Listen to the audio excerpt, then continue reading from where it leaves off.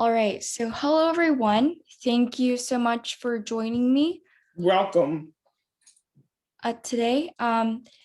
My name is Jean, and this week we are going to be talking about how we can connect at breakfast and how we can incorporate mindfulness when we're having breakfast. So throughout the session, first we're going to go through some specific tips or guidelines that we can follow to incorporate more mindfulness into our meals. And during these minutes, I'll be talking and we'll have our mindful practice. And then for around the last 10 minutes, we'll open to discussion. And that's when we can talk about some of the things that we talk about during our session, in addition to the discussion questions. So before the discussion section, maybe I think, is it okay if I mute you for a second? Yes, I'm the only one. Mm-hmm. All right. Thank you. Well, Okay, so making breakfast a ritual is good for starting the day and being present for one another. So, okay, Miss Millicent, would you mind reading this passage for us? And I'll unmute you. make breakfast a ritual for starting the day, being present for each other. Mindfulness is about paying attention to our values, our intentions, and the choices we make. Meeting for coffee or breakfast is one of those choices. Okay, thank you very much. That was Okay. really nice. So, having so by making a ritual of connecting over breakfast, for example, with a friend or with a family member or a coworker, we are setting up this schedule. And when we meet with these people, it allows us to recognize that we need to start setting intentions for the day. And it also allows us to connect with other people. So we're going to go through some guidelines or some tips that we can use to be more mindful when we're having breakfast or having a meal with someone else. So the first thing that we want to do is to take note of our company. And this is because our well-being gets a positive hit when we take note of our company. And because this activates our networks of affiliation and also belonging.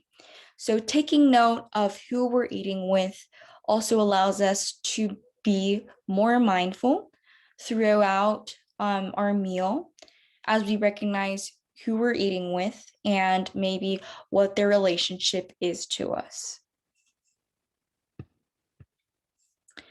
And another tip, maybe if you have a very busy morning and you only have a few minutes to eat, is to prep your breakfast the night before so that if you're a busy person, then maybe instead of spending those few minutes in the morning trying to make your breakfast, you already have your breakfast ready.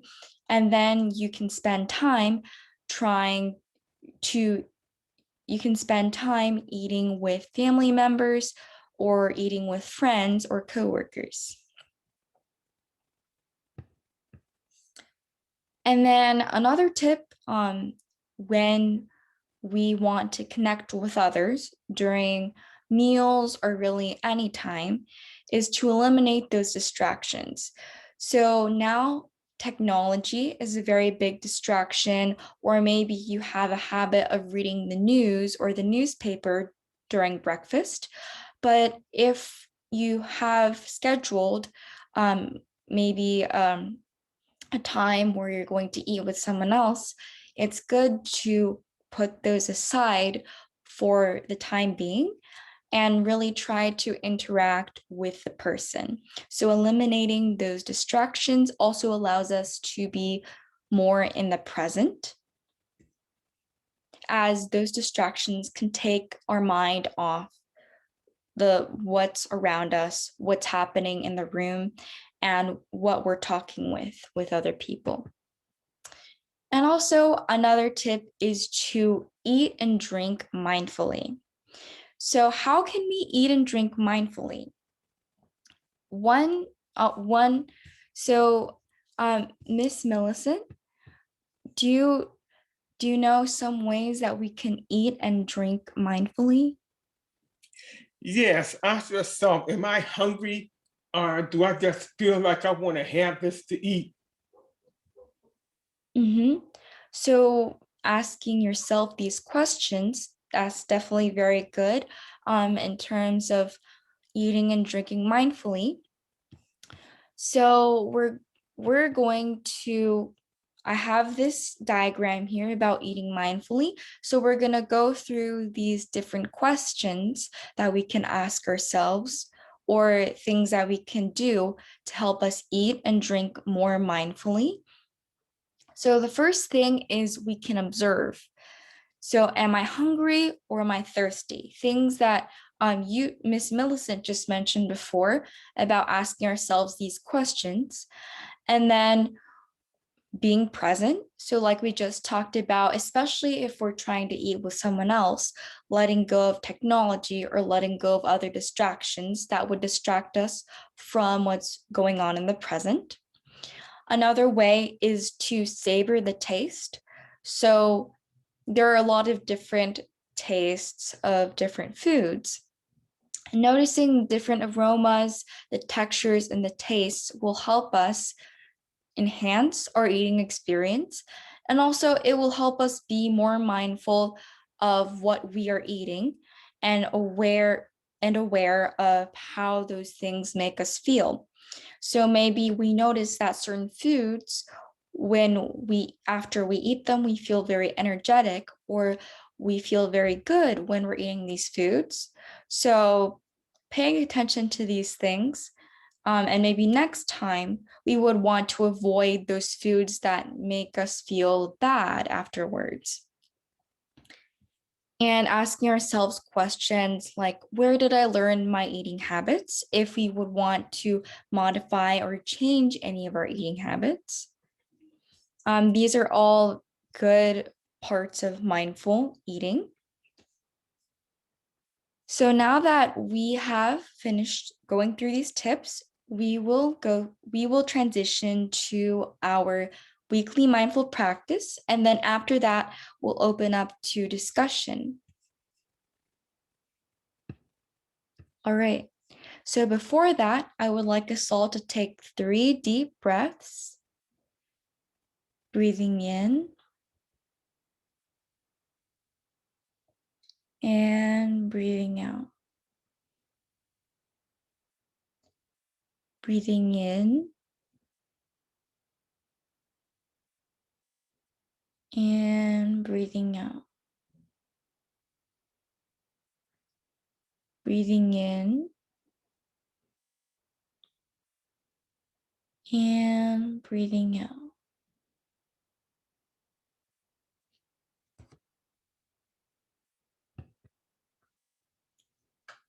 All right. Enjoy.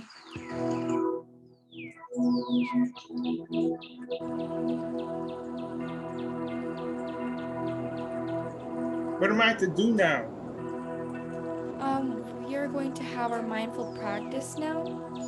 So we're going to do this for 5 minutes and try to, you can do whatever you want, but the goal of this exercise is to practice mindfulness and being aware and being in the present.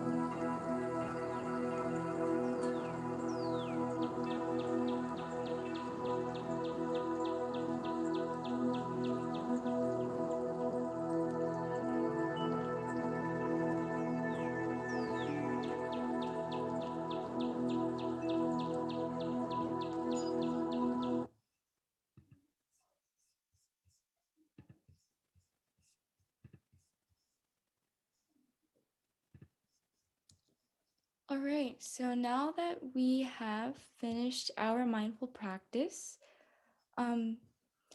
we are going to transition to our discussion section. So feel free to